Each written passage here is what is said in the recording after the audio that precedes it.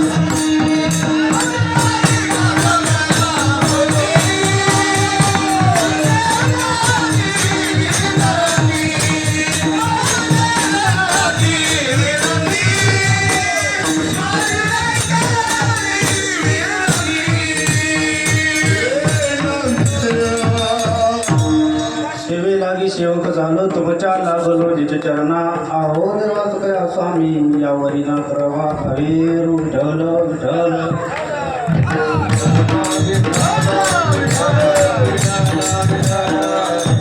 चित्ते नाही आस त्याचा पांडुरंग दास असे भक्ताचे घरी कामी न सांगता करी प्रस्तुत प्राप्त प्रसंगी प्राप्त वेळी कीर्तनरूपी सेवेकरता घेतलेला अभंग श्रीमंत श्री जगद्गुरु तुकोबा यांचा 4 चरणाचा अभंग भक्तीपर प्रकरणात आले आणि आजच्या अभंगातून तुकोबाराया तुम्हा आम्हा जड जीवाला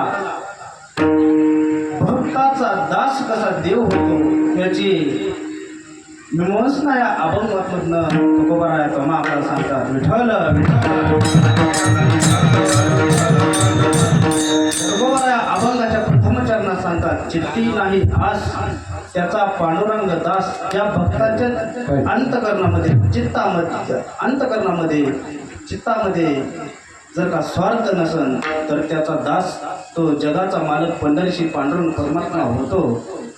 आणि तुकोबाराया दुसऱ्या चरणात सांगतात चित्ती नाही आस त्याचा पांडुरंग दास असे भक्ताची घरी अशा भक्ताच्या घरी ज्याच्या अंतकरणामध्ये कुठलीही आशा नाही अशा भक्ताच्या घरी न सांगता काम करी. एवढंच नाही तर अनाथाचा बंधू अंगी असे हा संबंध बघा. जो अनाथ आहे त्याचा बंधू नवे नवे अनेक जे असणारे नाते पुरवतो. पण अनाथ म्हणायचं कुणाला ज्याच्या अंतकरणामधनं षडविकार निघून गेले अशा अनाथाचा बंधू नवे नवे अनेक नाते पुरवणारा. आणि शेवट तुकोबाराया म्हणतात तुका म्हणे भावे देवा सत्ता राबवावी विठ्ठल.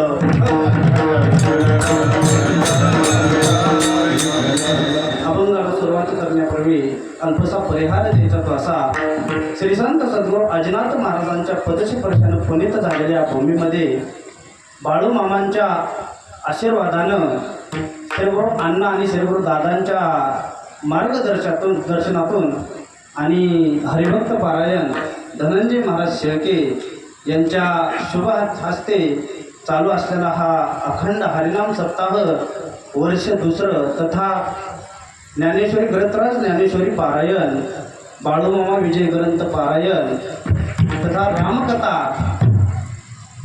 आणि अन्नदान यज्ञ नामदान यज्ञ सोहळा ह्या ठिकाणी चालू आहे. बघा जर का बघायला गेलं तर ह्या ठिकाणी ह्या गायक मंडळीकडं आणि वादक मंडळीकडं बघायला गेलं तर खऱ्या अर्थानं धाकली पंढरी नवे नवे दाखलं आदमापूर या ठिकाणी वाटते. विठ्ठल विठ्ठल. तसेच आज श्रीगुरू गुरुवर्य दादा ह्या ठिकाणी आलेले. दादांच्या चरणावरती नतमस्तक होतो. सर्व टाळकरी मंडळींचे आता नाव घ्यायला स्वामीनाथ महाराज वेळ राहिला नाही. कारण संयोजकांनी सांगितले महाराज 10 वाजल्या की तुम्ही खाली बसा. मग आम्ही बघतो विठ्ठल विठ्ठल. सर्व टाळकरी मंडळी सर्व गायक मंडळी आमचे माऊली महाराज ज्यांनी आता नवीन संस्था काढली असे माऊली महाराज ढवळे तसेच दादा असतील आमचे आदरणीय ज्येष्ठ गुरुबंधू किरवी महाराज असतील धनंजय महाराज लोखंडे असतील नवे नवे अनेक श्रोते मंडळी असतील. सर्वांच्याच चरणी आमच्या वरकुटेच्या मंदिरावरून आलेली काही मंडळी असतील. आता काही कुणाचा नाम उल्लेख करत नाही कारण आता फक्त 45 मिनिटं उरल्यात आणि ह्या 45 मिनिटामध्ये काहीतरी तुमच्यापुढं मांडायचा प्रयत्न करायचा. विठ्ठल तसंच आमचे हरिभक्त पारायण मानकोजी महाराज बोधले यांचे 10वे वंशज कालिदास महाराज बोधले हेही या ठिकाणी उपस्थित आहे. त्यांच्याही चरणावरती नतमस्तक होतो. आता ज्यांचं कुणाचं नाव राहिलं असन त्यांच्याही चरणावरती नतमस्तक होतो. श्री संताची माता चरणावरील साष्टांग करी दंडवत. विठ्ठल विठ्ठल. तुकोबाराया भक्तांचं वर्णन करतात. भक्त कसा असावा भक्ताची भक्ती कशी असावी. भक्ताची भक्ती निस्वार्थ असावी, भक्तीमध्ये स्वार्थ नसावा. तुमच्या आमची भक्ती जर का बघायला गेलं तर तुमच्या आमच्या भक्तीमध्ये निश्चित स्वार्थ असतो. आपण निस्वार्थ भक्ती कधीच करत नाही. कारण आपण जर का भक्ती करायला गेलो, आपण देवाच्या मंदिरामध्ये गेलो, तर मला वाटतं ज्ञानेश्वरी, आपण देवाच्या मंदिरामध्ये गेल्यानंतर हात जोडायच्या अगोदर आपण देवाला काहीतरी मागत असतो. हे आपली मानव वृत्ती. बघा, मानव वृत्ती जर का भक्तीमध्ये बदलायची असेल तर देवाच्या समोर गेल्यानंतर देवाला काहीच नाही मागितलं पाहिजे. कारण देवाने हा देह, एवढा मोठा देह फुकट दिला, आणि त्या फुकट दिलेल्या देहाचं काय आपण मोल ठेवलं की आपण परत जाऊन त्या मंदिरामध्ये देवाला मागतो. मागण्याचा अधिकार खरं बघितलं तर मानवाला नाही. काय मागायचंय? देवाने एवढा मोठा देह दिला, नव्हे नव्हे नाना प्रकारच्या वस्तू आपल्याला फुकट देवाने दिल्या, पण त्याचा आपण काहीच किंमत केली नाही. आणि नंतर मात्र आपण त्या देवाला मागतो. मागण्याची सवय माणसाला असते. बघा, तुकोबारायांनी सांगितलं, अरे भक्त कसा असावा, तर त्या भक्ताने काहीच देवाकडं मागितलं नाही पाहिजे. बघा, स्वतः तुकोबारायांचं उदाहरण घ्यायला गेलं तर तुकोबारायांकडे एक विणा आणि चिपड्या होत्या. तुकोबारायांनी विणा आणि चिपड्या घेऊन कधी भामचंद्रावर, कधी भंडाऱ्यावर, कधी घोराट्यावर त्या डोंगरावरती जावं आणि त्या भगवंताचं नामस्मरण करावं, पण भगवंताला कधीच काही मागितलं नाही. न मागणाऱ्याची यादी म्हणलं तर संतांची यादी, आणि मागणाऱ्यांची यादी तर ही तुम्हा आमची यादी. विठ्ठल विठ्ठल.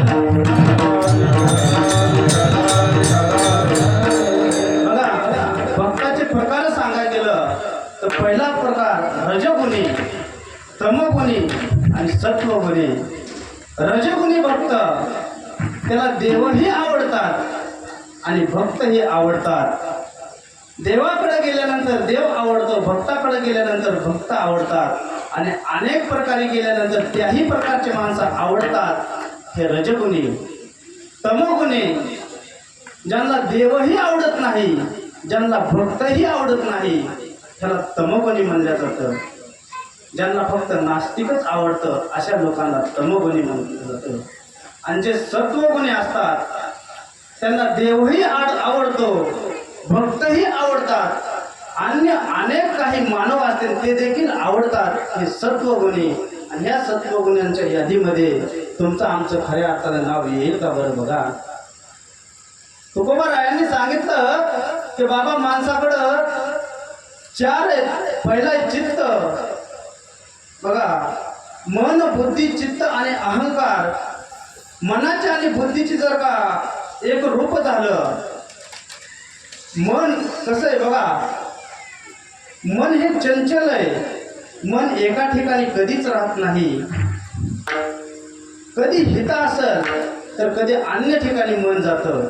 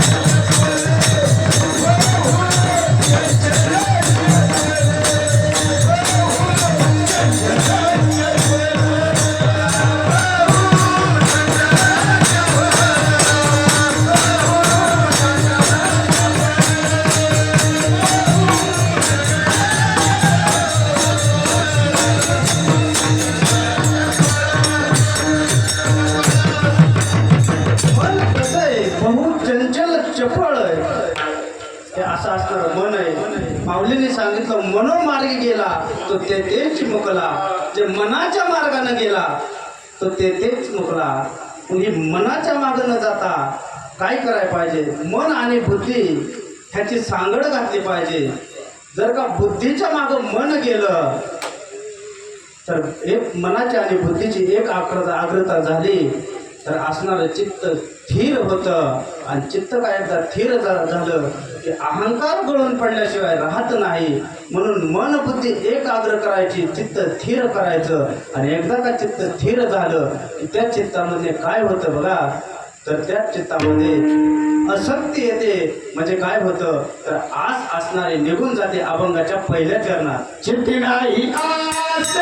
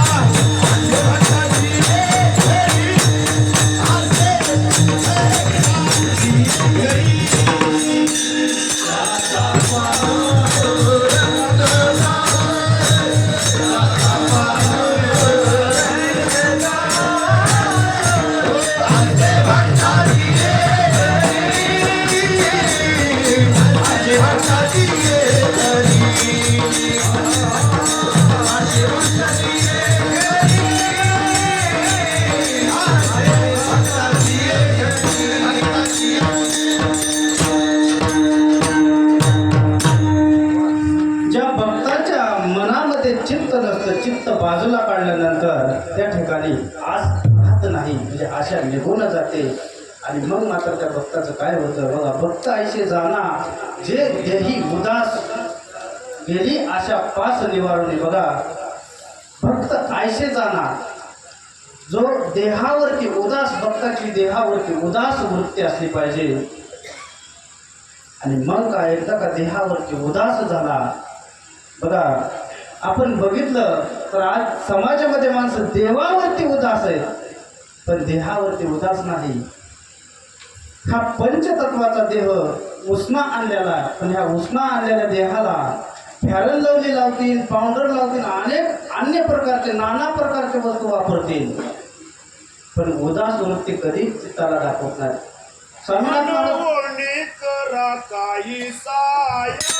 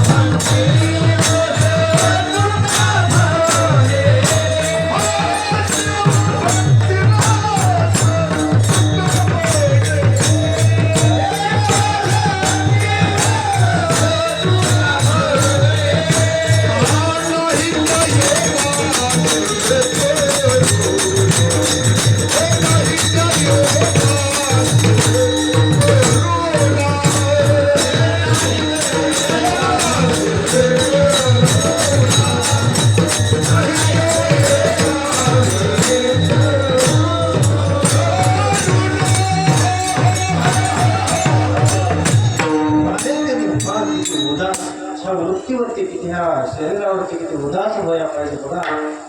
हा देह जर का त्या भगवंताच्या चरणावरती अर्पण केला आणि भगवंताला सांगितलं, भगवंता अरे हा देह माझा नाही, खरं सांगा हा देह तुमचा आहे का? विचार करण्याची गोष्ट आहे. जर का आपल्या हाताला लागलं, पायाला लागलं आणि त्याच्यामध्ये जर का पाणी झालं, फू झाला तर त्याचा वास येतो. आपल्या जवळ देखील कोणी माणूस थांबत नाही, इतका देह आपला नाशिवंत आहे, नासकाय सडकाय. आणि ह्या नासक्या सडक्या देहाला बघण्यापेक्षा ह्या देहाच्या आतमध्ये एक आत्मा राम आहे, त्या आत्मा रामाला जर का बघितलं, त्या आत्मा रामाला जर का जाणलं तर काय होतं बघा. तुकोबा आहे माऊलीने सांगितलं, ऐसा हृदयामध्ये मी रामू असता सर्व सुखाचा रामू की भ्रांताशी कामू विषयावरी. अरे हा हृदयामध्ये जो भगवंत आहे, त्या भगवंताची जर का सेवा केली, तो भगवंत जागा करण्याचा प्रयत्न जर केला तर मला वाटतं आम्हाला या दुःखामध्ये जायची वेळ येणार नाही.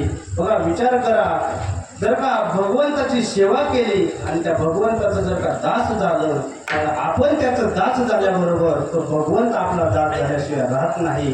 कारण आपली सेवा तेवढी पाहिजे, आपली भक्ती तेवढी पाहिजे. आपली जर का भक्ती टोकाची असेल तर आपल्या भक्तीच्या जोरावरती त्या भगवंताला दास्यत्व स्वीकारावं लागतं. विचार करा, नाथ बाबांच्या घरी श्रीखंड्यानं पाणी भरावं, त्या जगाच्या मालकानं श्रीखंड चंदन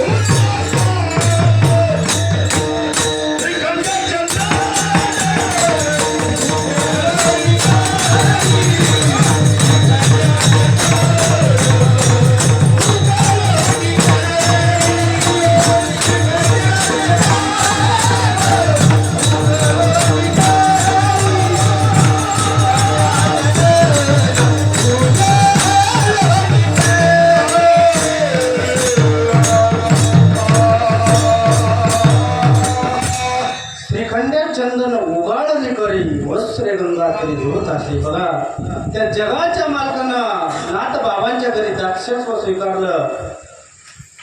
हा द्वारकेची मूर्ती एक नाथा घरी पाणी वाहे हरी. पाणी वाहे हरी कावड येते. बघा हा असणारा जगाचा मालक लहान वयात असताना एक 5 ते 6 वर्षाचं वय असेल, ह्या वयामध्ये त्या जगाच्या मालकानं एकनाथ महाराजांच्या या पैठण गावामध्ये आले आणि एकनाथ महाराजांच्या पैठण गावामध्ये आल्यानंतर त्या ठिकाणी काही वट्यावरती बसलेल्या लोकांना विचारलं की नाथ बाबांचा वाडा कुठं आहे. आणि त्या ठिकाणी त्या लोकांनी सांगितलं, हा समोर दिसतोय हा नाथ बाबांचा वाडा आहे. त्या नाथ बाबांच्या वाड्यामध्ये गेल्यानंतर त्या ठिकाणी दरवाजा वाजवला आणि नाथ बाबांनी बघितलं, विचारलं, कोण रे तू? मी द्वारकेवरनं आलोय, मला काहीतरी काम द्या. नाथ बाबांनी सांगितलं, माझ्याकडं काहीच काम नाही, कारण माझ्याकडं पहिला नोकर आहे. नाथ बाबांना सांगितलं की मला काही पगार देऊ नका, पण मला मात्र कामाला ठेवून घ्या. हे हजारो मैल किलोमीटर अंतरावरून आलेलो आहे, चालत आलोय. बघा इतक्या लांबून आलोय, मला काहीतरी काम द्या. नाथ बाबांनी सांगितलं, माझ्याकडे काहीच काम नाही.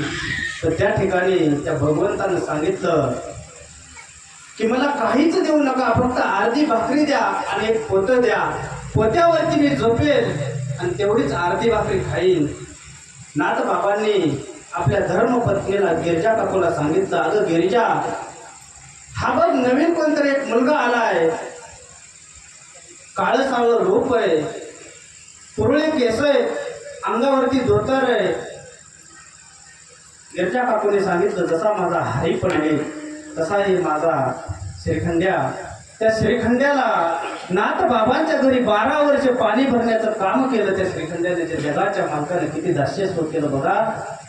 12 वर्ष पाणी भरलं आणि पुढच्या 12 वर्षामध्ये त्या ठिकाणी श्रीखंड्यानं चंदन उगाळून द्यायचं काम केलं. चंदन उगाळून देत असताना नाथ बाबांच्या वाड्यामध्ये जी काही कपडे धुण्यासाठी जी बाई होती त्या बाईला काहीतरी कारणास्तव येणं झालं नाही आणि नाथ बाबांचा पितांबर गिरजा काकूची जी असणारी ती साडी त्या ठिकाणी दिवसभर बघितली आणि त्या ठिकाणी असणाऱ्या त्या श्रीखंड्याच्या मनामध्ये विचार आला की आपण आपल्या मालकाची साडी धुवून आणावी, आपल्या मालकाचा पितांबर धुवून आणावा. त्या गिरजा काकूची पैठणी अशी होती, त्या पैठणीकडे बघितल्यानंतर हजारो किलोमीटर अंतर, हजारो फूट एवढ्या अंतरावरती उजड जाईन अशी पैठणी होती. ती पैठणी माझ्या श्रीखंड्यानं धुवून आणली. माझ्या नाथ बाबांचा असणारा पितांबर धुवून आणला. ते धुवून आणलेला पितांबर वाळण्यासाठी ज्यावेळेस दोरीवरती वाड्यामध्ये टाकल्या गेला त्याचा उजेड पडला. एवढा उजेड पडला नाथ बाबांनी बघितला आणि नाथ बाबांनी बघितल्याबरोबर त्या बाईला बोलवलं आणि सांगितलं की आज जशी कपडे धुली तशीच रोज कपडे धुवा. तुम्हाला एक ओंजळ भरून मोहरा, त्या सोन्याच्या मोहरा बक्षीस. पण तवाची बाई आताच्या बाईसारखी नव्हती. तवाची बाई इमानदार होती. त्या बाईने सांगितलं नाथ बाबा ही वस्त्र मी धुलीच नाही, मी कशासाठी असणारे मौल्यवान ह्या वस्तू कशासाठी घेऊ, मी कपडे धुली नाहीत म्हणल्याबरोबर त्या ठिकाणी ही कपडे धुली कोणी, हे कपडे या श्रीखंड्याने धुलेली होती. त्या श्रीखंड्याकडे बघितलं आणि नाथ बाबांनी सांगितलं आता श्रीखंड्या तुला हे काम नाही, आता तुला दुसरं काम. जसं आपल्या सप्त्यामध्ये आता दुपारच्या सत्रामध्ये रामायण चालतं तसं नाथ बाबांच्या वाड्यामध्ये दुपारच्या सत्रामध्ये भावार्थ रामायण चालू होतं. आणि नाथ बाबांनी त्या श्रीखंड्याला सांगितलं श्रीखंड्या आता ह्या ठिकाणी आलेल्या ह्या भक्तांना, ह्या श्रोते मंडळीला बसण्यासाठी काही चटई असल, काय जे भेटन ते टाकण्याचं काम तुझ्याकडं. आणि माघारी जात असताना ह्या असणाऱ्या श्रोते मंडळींना प्रसाद द्यायचं काम तुझ्याकडं. बघा सगळ्यांची बसायची व्यवस्था त्या भगवंताने करायची, त्या जगाच्या मालकानं बसण्याची व्यवस्था करावी. आणि सगळ्यांची बसण्याची व्यवस्था झाल्यानंतर सगळ्यांच्या पाठीमागं जावं, आपलं पोतं हातरावं आणि त्या पोत्यावरती बसावं आणि त्या सिंहासनावरती नाथ बाबांनी बसावं. नाथ बाबांनी बसल्याबरोबर त्या ठिकाणी बोलत असताना मध्ये आधी म्हणायचं हा एकच भगवंत आहे, हाय ना रे श्रीखंड्या. त्या श्रीखंड्याने मान डोलवायचे आणि सांगायचे हो एकच भगवंत आहे. पण नाथ बाबांना देखील देव कळला नाही. ह्याचं कारण काय होतं बघा. कारण नाथ बाबांची भक्ती एवढी टोकाची होती. आणि साधकाने तुकोबारायांना प्रश्न केला तुकोबाराया अनेक काय तुमचा भक्त करतो. तर तुकोबारायांनी सांगितलं अभंगाच्या दुसऱ्या भक्तजी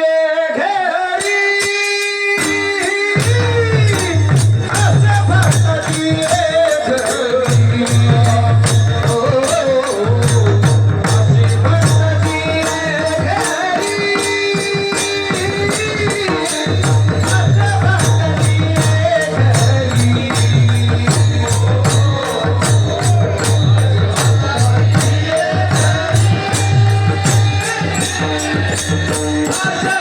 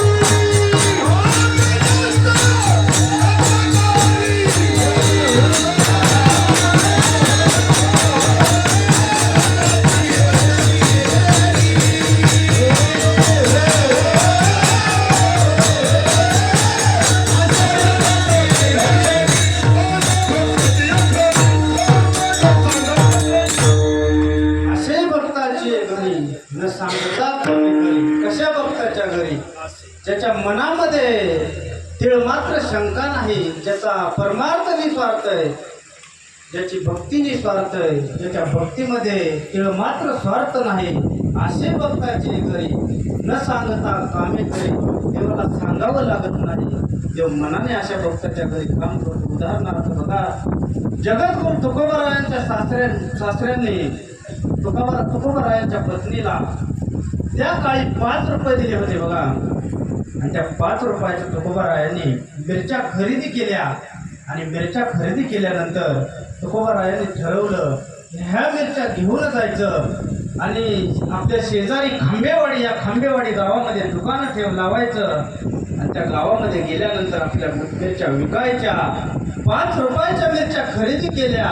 त्या 5 रुपयाच्या मिरच्यामध्ये 10 रुपये आपण कसे तयार करायचे, तुकोबाराया त्या मिरच्या घेऊन गेले. आणि घेऊन गेल्यानंतर त्या ठिकाणी एक आजीबाई आल्या आणि त्या आजीबाईंनी विचारलं, दुकानदार काय भाव मिरच्या लावल्या? तुकोबारायाने सांगितलं 1 पैसा 1 किलो. तुकोबारायांकडे लोकांनी बघितलं की त्यांचं साधं असं रूप होतं. त्या साध्या रूपाला लोकांना वाटायचं कोणतरी वेडं बसलेलं आहे. तर तुकोबारायांनी सांगितलं 1 पैसा 1 किलो. आणि 1 पैसा 1 किलो म्हटल्याबरोबर त्या आजीनं सांगितलं मला 6 किलो मिरच्या दे. 6 किलो मिरच्याचं माप केलं. त्या आजीच्या असणाऱ्या त्या पिशवीमध्ये, त्या ओटीमध्ये टाकल्या गेलं. आणि टाकल्यानंतर त्या ठिकाणी तुकोबारायांनी सांगितलं की आजी पैसे. आजीने सांगितलं मालकाजवळ लावून देते. मालकाकडे लावून देते म्हणल्यानंतर काही लोकांनी सांगितलं आजीचा मालक दुसऱ्याच्या शेळ्या मागत जातो आणि त्या आजी काय मालकाकडे पैसे लावून देणार. त्याच्या पुढे अजून दुसऱ्या आजीबाई आल्या. त्या आजीबाईंनी सांगितलं की मलाही 5 किलो मिरच्या द्या. त्या आजीबाईंनीही 5 किलो मिरच्या घेतल्या. आणि आजींनी त्या टायमाला मात्र कपाळाला बुक्का लावलेला होता. आजींना तुकोबारायांनी विचारलं की आजी पैसे. त्या आजींनी सांगितलं मालकाकडे लावून देते. आता मालकाकडे लावून देते आणि कपाळाला मात्र बुक्का लावलेला होता. त्या ठिकाणी तुकोबारायांनी तरीही सहन केलं. त्या आजीने जाऊन गावामध्ये सगळ्यांना सांगायला सुरुवात केली की गावामध्ये एक दुकान आलेलं आहे, त्या दुकानामध्ये मिरच्या विकायला आहे. आणि त्या दुकान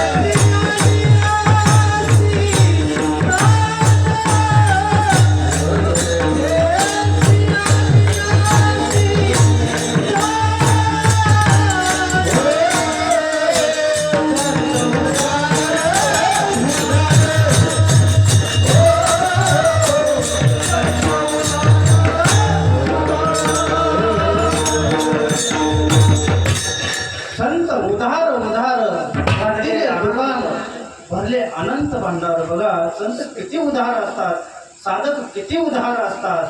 त्या ठिकाणी त्या गावामध्ये एक मद्य प्राशन केलेला माणूस, तुम्हाला मद्य सगळ्यांना माहिती, मद्य प्राशन केलेला एक माणूस आला आणि त्यांनी सांगितलं महाराज आपल्याला 3 पोती मिरच्या द्या. 3 पोती मिरच्या द्या बनल्याबरोबर त्या ठिकाणी महाराजांनी सांगितलं काय असा काय कार्यक्रम आहे तुमच्या घरी. त्यांनी सांगितलं माझ्या घरी माझ्या मुलीचं लग्न आहे का आलेल्या वराट मंडळीच्या डोळ्यात चटणी टाकायची होती का? विठाला विठाला बघा समाजाचं असंच आहे, फुकट भेटलं की किती पण येऊन द्या आणि विकत असलं की आम्हाला नको. तसं 3 पोती मिरच्या घेऊन गेले आणि घेऊन गेल्यानंतर 5 रुपयाच्या जेवढ्या मिरच्या खरेदी केल्या पण तुकोबारायाला 1 रुपया देखील मिळाला नाही. तुकोबाराया परत देतो म्हणल्याबरोबर आपल्या गावाकडे निघाले आणि जात असताना या खांबेवाडी गावासारखं एक गाव लागलं. तिथं सप्ताह चालू होता आणि त्या सप्ताहामध्ये गेल्यानंतर नामस्मरण करायला लागले आणि नामस्मरणामध्ये तुकोबाराय एवढे दंग झाले ते दंग झालेल्या तुकोबारायाला विसर पडला आणि विसर पडल्याबरोबर त्या गावात प्रत्येकाने विचार केला की आता आपलं पैसे द्यायचे नाहीत, आपल्याला फुकट मिरच्या भेटल्या. पण त्या जगाच्या मालकाने त्या पंढरीशी पांडुरंग परमात्म्यानं बघितलं होतं. त्यांनी सांगितलं अरे तुकोबाच्या मिरच्यांचे पैसे आपण काढून दिलं पाहिजे. त्या विठेवरनं पंढरीची पांडुरंग परमात्म्याने उडी मारली आणि एका पाटलाचं रूप धारण केलं. पाटलाचं रूप धारण केल्याबरोबर त्या गावामध्ये आल्या आणि गावामध्ये आल्याबरोबर प्रत्येकाच्या दारामध्ये गेले आणि प्रत्येकाच्या दारामध्ये जाऊन म्हणू लागले की आजी तुम्ही जे काल मिरच्या घेतल्या होत्या त्याचं पैसे द्या आजी. त्या आजीने सांगायचं अरे कोण रे बाबा तू, तुझं एवढं करकरीत असणारं धोतर ते पितांबर त्या पोशाखाकडं बघितलं की कुणी पण विचारायचं कोण रे बाबा तू.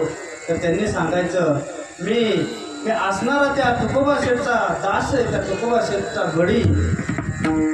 त्या बायांनी सांगितलं अरे म्हणली तुझ्या गड्याच्या जंत्राला गाठी. त्या जगाच्या मालकाने सांगितलं बाबा तसंच आहे, कारण मालकाच्या जंत्राला गाठी गड्याच्या बँकेत पोटी. काय सांगावं, माझ्या मालकाची परिस्थिती चांगली पण माझे मालक कपडे तसेच घालतात. तुम्ही माझ्या मालकाच्या मिरच्या घेतल्या त्या मिरच्याचे पैसे परत करा.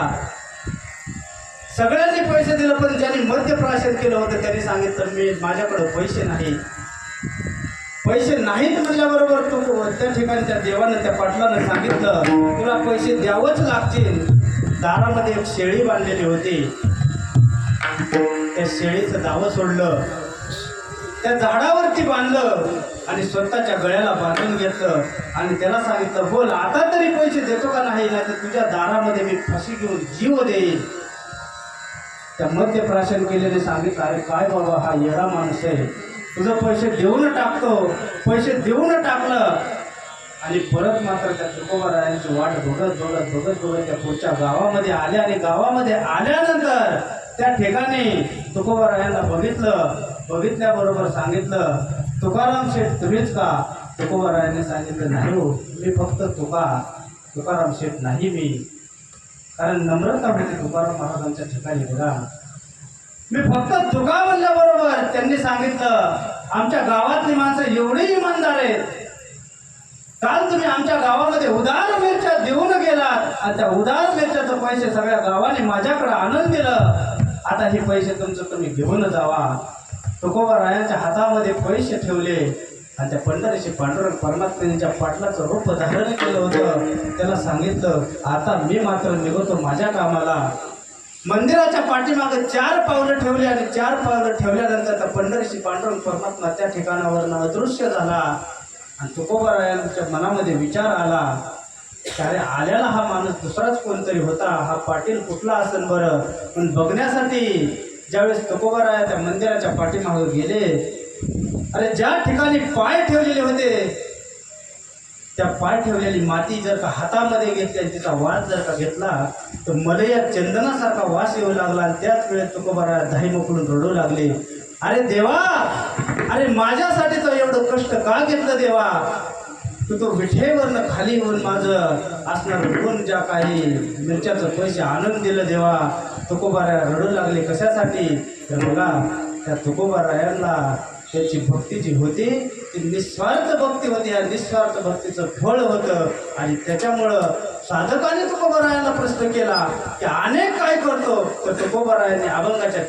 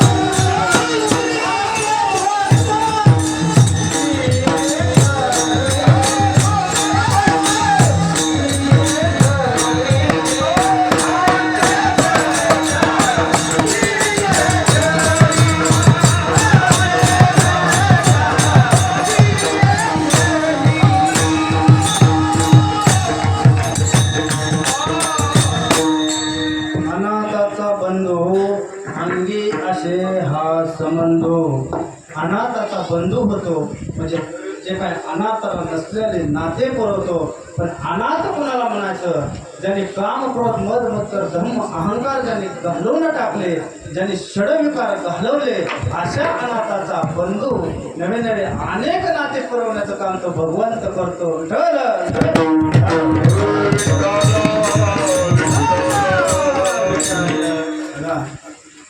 संत परंपरेमध्ये एक रानोबा नावाचे संत होते. ते रानोबा नावाचे संत जगाच्या मालकाला 35 वर्ष आंबे पुरवण्याचं काम केलं. महान श्रीमंताच्या बागेमधनं आंबे घ्यावे, टोकरी डोक्यावरती घ्यावी आणि त्या जगाच्या मालकाला 35 वर्ष आंबे पुरवण्याचं काम त्या रानोबाने केलं. पण ते रानोबा 35 वर्ष सेवा केली, 35 वर्ष भक्ती केली, पण कधीच त्या भक्तीमध्ये काही मागितलं नाही. पण न मागणारा देव, न मागणारा भक्त एक दिवस मात्र वृत्त झाला. आणि वृत्त झाल्यानंतर त्यांच्या पोटी जे रत्न जन्माला आलं ते चोकामेळा.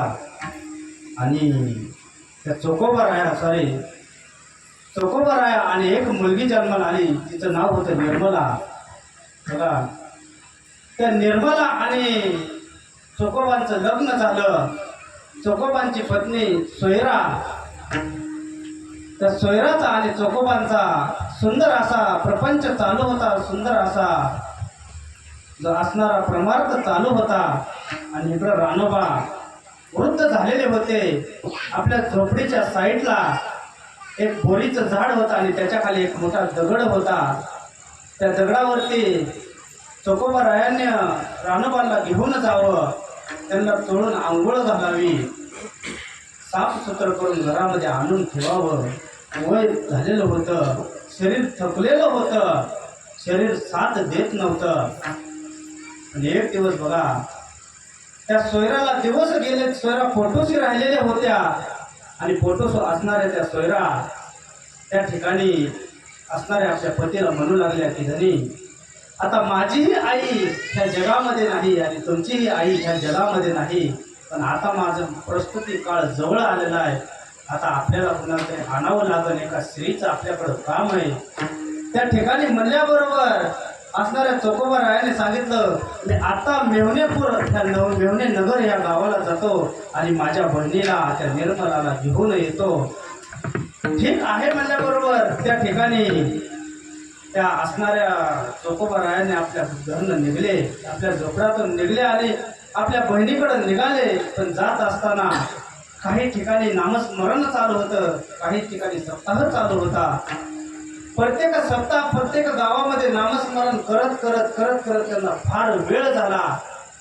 आणि इकडं मात्र त्या रानोबाचं वय जास्त झालेलं होतं.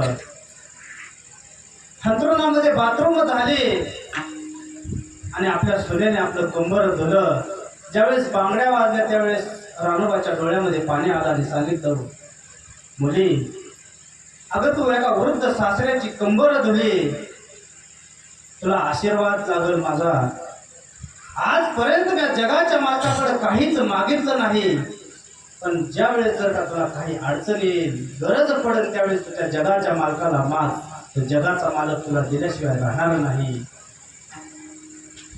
आणि त्या ठिकाणी काही दिवस निघून गेल्यानंतर ज्यावेळेस परिस्थिती काळ जवळ आला आणि जवळ आल्याबरोबर त्या सोयराला आठवण झाली की आपल्या सासऱ्यांनी सांगितलं होतं, त्या जगाच्या मालकाला तुला जे काही मागायचे ते माग.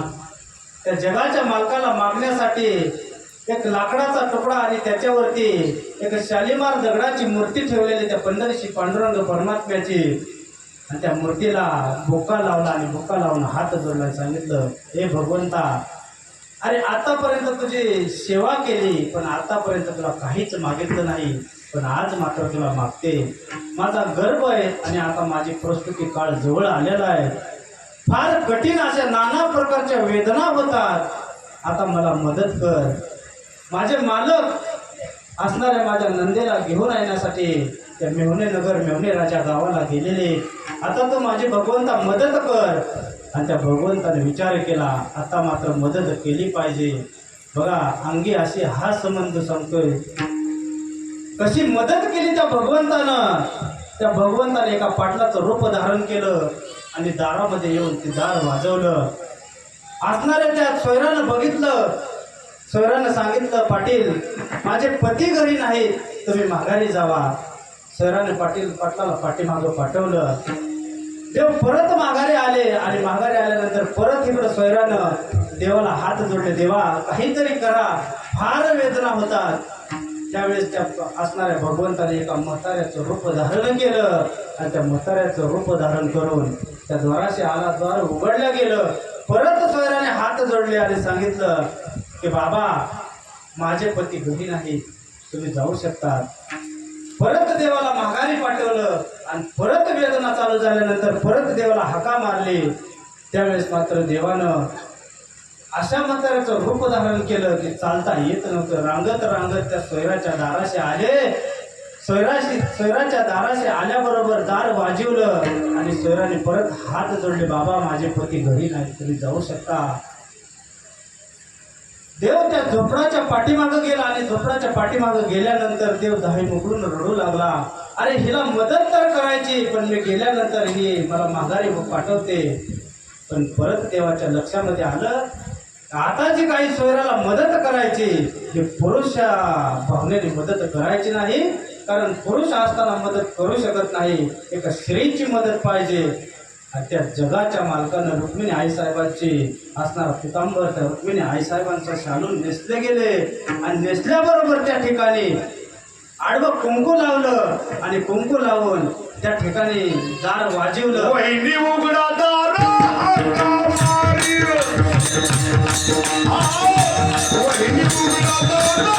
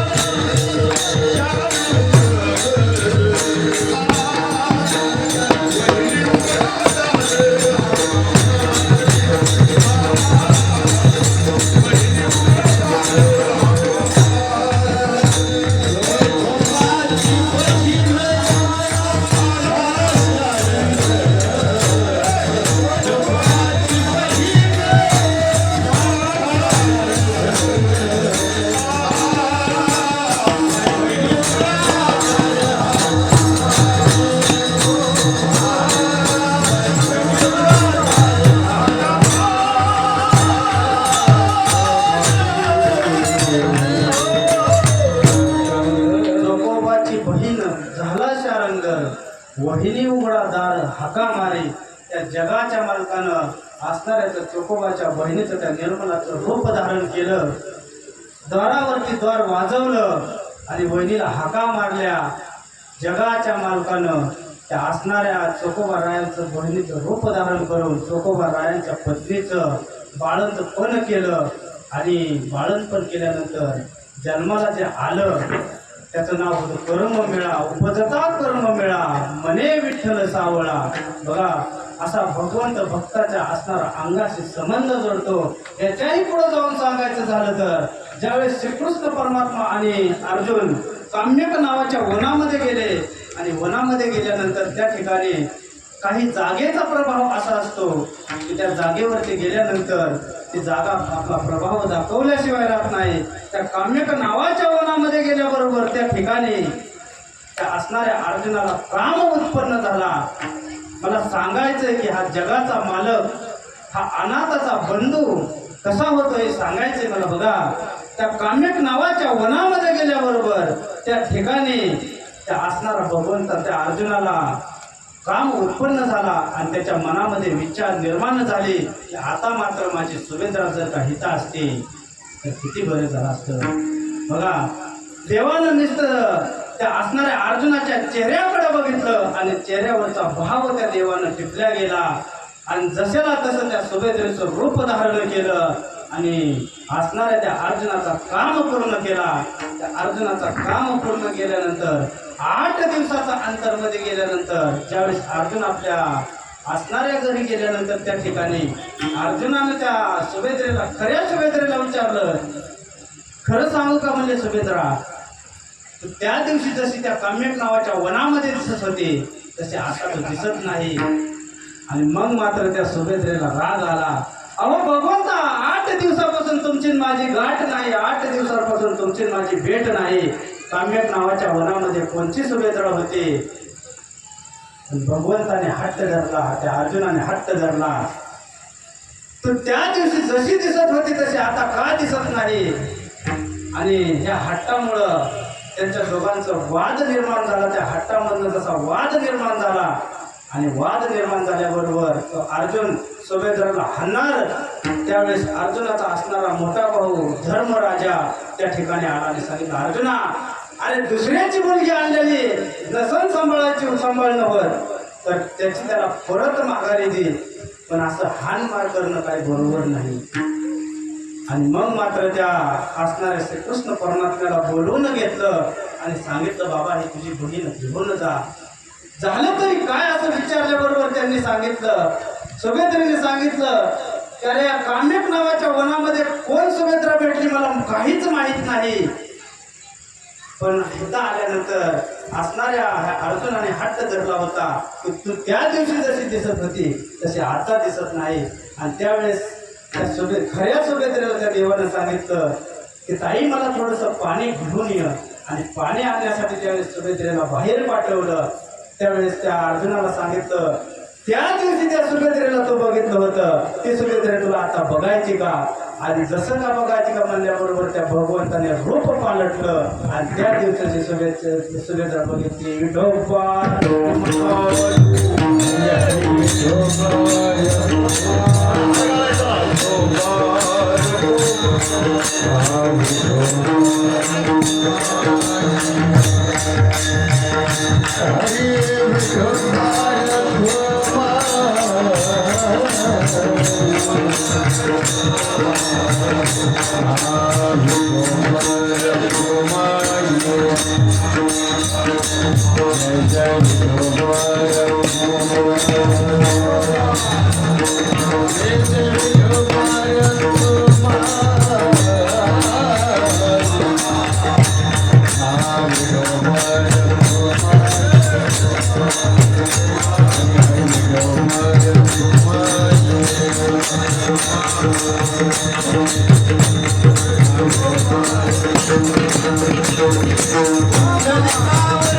हरी